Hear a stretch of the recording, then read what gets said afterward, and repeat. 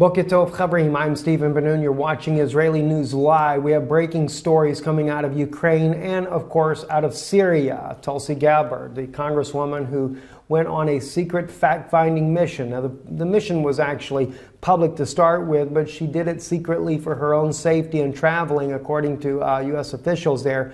But she has finished her mission, flying into Beirut and then into Syria, meeting with both the President Bashar al-Assad, the opposition leaders, as well as civilians there, trying to gauge what is in fact going on inside of Syria. And as we have reported to you here on Israeli News Live, from all the different aspects that we had been able to gather from the different people that were involved, peace heads that went there, that came back, spoke to the United Nations. We've seen it with journalists, Vanessa Beeley, Ava Bartlett, all showing that this is a conspiracy, a war being fought against President Bashar al-Assad that had no bearing whatsoever, no justification, in fact, in all the propaganda that's been coming out, even from peace activists that have gone there, that have clearly showed us that it is a propaganda war against President Bashar al-Assad, trying to topple him. For what reason? There's a lot of different ideas that we could speculate upon. But in this case here, Congresswoman Representative Tulsi Gabbard goes there on her own funding, in fact, to do a fact-finding mission. And one statement in here that is so provocative, I want to share here what RT writes here. Gabbard also met with several leaders of the Syrian opposition who spearheaded the anti-government protests in 2011. She says some of them believe that the originally peaceful uprising was hijacked by jihadists. This is what she said, quote, funded and supported by Saudi Arabia, Turkey, Qatar, the United States, end quote. I mean, this is just provocative to say the very least. And it only is another corroboration, along with the information that have come out from the peace activists, the different journalists, Vanessa Beeley, Ava Bartlett, Murad Gazdiev, who is with RT reporter there out of, who's been there on the ground in Syria, the reporting he has done, and in many others, even the parliament member from Turkey, Eren Erdem, who was railroaded by the Turkish government for speaking out about the funding of ISIS, the ISIS members crossing the border, and even the sarin gas that was blamed on Bashar al-Assad against his own people in 2013. All these things are building up more and more momentum that this war, in fact, was an illegal war to begin with against a sovereign nation to topple the democracy of this country. And this is something that Tulsi has added to. Now, the question remains now, will President Trump do something about it? Will he stop funding these terrorists inside of this country? 35 nationalities are fighting there against paid jihadists, fighting against Bashar al-Assad and his government. And I don't say that Bashar al-Assad is some angel or saint either when I say this. I'm just telling you the facts as we know it.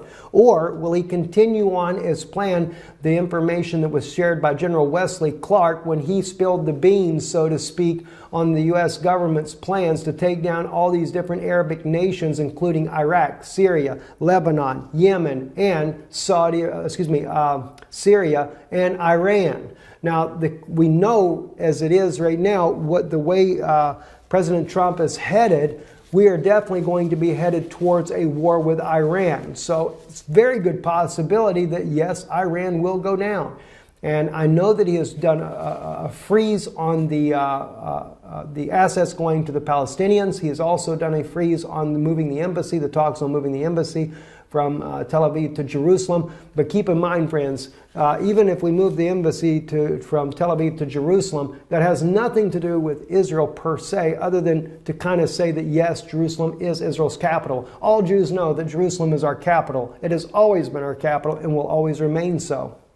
And, although I do appreciate many of the policies of President Trump, I do want to caution people, we need to not lift him up to a place as a savior, especially even the place some people have suggested that President Trump is like that of Cyrus, the man back in Babylonian times that freed the Jewish people to send them back home and to restore the building of their third temple. We read over in the book of Ezra, we see that he says that the Lord actually Yahweh himself gave him this commission to do so. But if you read the Cyrus Cylinder, and my wife's going to be doing a special broadcast on that. We were there in Britain at the Cyrus Cylinder there, and we have seen the actual translation of it according to Cyrus's own words in the cylinder that he commissioned to be written. Marduk was the god that told him to do this, and not Yahweh. Could it be a mistranslation? I don't really know the facts on this, but nonetheless, you want to be careful where we place President Trump in this type of category here. And again, he is not the Messiah to Israel. Although I do appreciate his stand with Israel. I appreciate the fact that he has taken a stand with abortion, things of this nature. But it's still at the same time, I want to caution as we look at things, as we move forward, because there's many things that I'm very concerned about. And one of those still is with Russia here in Europe. He has not stopped the flow of military, nor the helping of all the, in Ukraine, sending in the troops there. More and more weapons and things are being sent still yet to Europe. The situation with Russia is not slowing down a single bit. And it's not a number one agenda for him, a war that could easily spiral out of control in his own administration, and he's not slowing it down.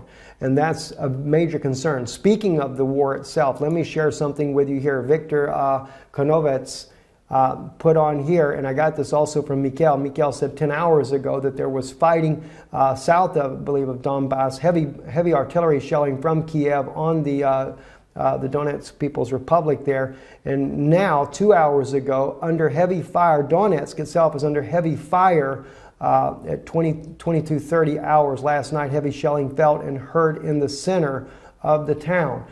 Kiev is definitely starting to try to take back eastern Ukraine from the separatists that are there. And we know that Russia, even though President Putin has said they have not, Russia has been very much actively trying to help the Russian citizens that are in that area because they saw the genocide that was being done by the Ukrainian government. And some may differ with that, but there's a very interesting article that just came out on Tactical Investor called Ukraine Exposed Kiev's Gestapo Government in Action. Just briefly, I'll share a little bit of this with you. It says from the very start of the Ukrainian crisis, Washington neoconservative lobby has sought to downplay the less appealing aspects of the government that came to power in Kiev in February. In May, a convictical of Western intellectuals took place in Kiev under the auspices of a new republic. They attended a 5-day conference called Ukraine Thinking Together.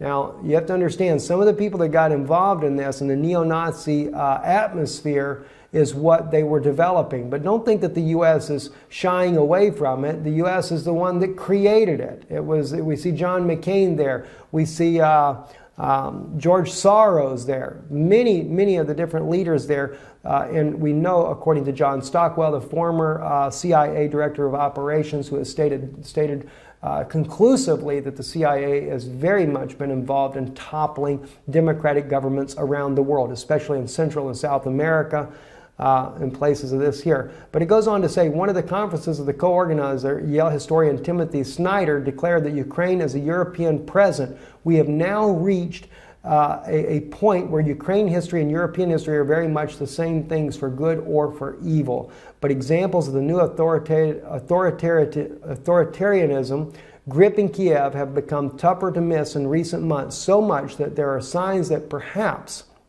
even Washington establishment is beginning to feel some discomfiture at the actions of its new Ukrainian clients. In September, Radio Free Europe, Radio Liberty reported the Ukrainian Defense Ministry was creating a special service to, among other things, get rid of the Russian fifth column in the Ukraine armed forces. The Ukrainian Defense Minister Valery Heletry said the new service would be based on the Stalin-era Smersh. It would expose and dispose of enemy agents. By some estimates, Smersh, the Russian language acronym for special methods of detecting spies, sent upwards of 600,000 former Soviet POWs to the Gulag after the war. In October, Ukrainian President Petro Poroshenko signed a decree establishing October 14 as an official day of Ukrainian defenders to commemorate the anniversary of the funding of the wartime UPA. Where is it all headed to, friends? What are we looking at right here? We are seeing another Hitler type of scenario inside of Ukraine, something that the Obama administration has fueled with fever in order to topple President Yanukovych, and now Petro Poroshenko, who has also been said by many to be a CIA operative that is actually running the country. Another point here, the UPA worked hand in hand with the Poland's Nazis occupiers, killing, to take but one example, nearly 10,000 Poles over the night of July 11th to the 12th, 1943, a feature of the UPA action, according to Kanaksky, was its sheer barbarity.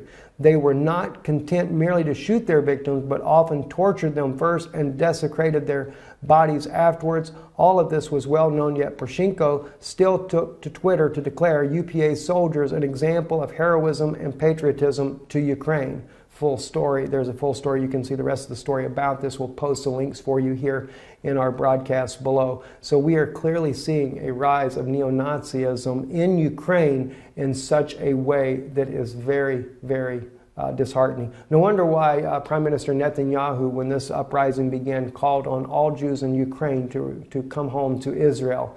It is not a safe place, and it's definitely not a safe place for Jews, nor is it a safe place for the Russian people that, or Russian descendants that are living in this country. I'm Stephen Ben-Nun. You're watching Israeli News Live. Shalom.